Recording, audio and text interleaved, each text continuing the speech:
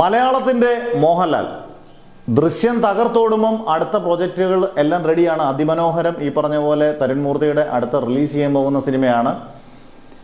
ഏറ്റവും കൂടുതൽ മോഹൻലാലിന് ഹിറ്റ് കൊടുത്ത സംവിധായകരിൽ ഒരാളാണ് സത്യനന്ദിക്കാട്. സത്യനന്ദിക്കാട് മോഹൻലാൽ ഒന്നിക്കുമ്പോൾ മിനിമം ഗ്യാരണ്ടിയാണ്. വളരെ കുറച്ച് ഒരു 10% ചിത്രങ്ങളെ പരാജയപ്പെട്ടുള്ളൂ. ഇപ്പം പിൻഗാമി പോലൊരു ചിത്രം അന്ന് പരാജയമാണെങ്കിലും ഇന്നും ഏറ്റവും മികച്ച സത്യനന്ദിക്കാട് ചിത്രങ്ങളിൽ ഒന്നാണ് പിൻഗാമി. പിൻഗാമിയുടെ വേറെ പല സ്റ്റൈലിൽ വേർഷൻ പടം എടുക്കാൻ ഒരുപാട് പേര് ആഗ്രഹിക്കുന്നുണ്ട്. എന്തായാലും ലേറ്റസ്റ്റ് ന്യൂസ് എന്ന് പറഞ്ഞാൽ ഹൃദയപൂർവ്വം കഴിഞ്ഞ വർഷം സൂപ്പർ ഹിറ്റായ പടമാണ് മോഹൻലാൽ സത്യനന്ദിക്കാടിന്റെ.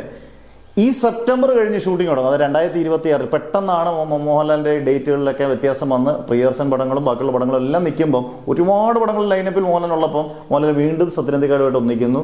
സെപ്റ്റംബർ കഴിയുമ്പോൾ ഷൂട്ടിംഗ് തുടങ്ങുന്നു.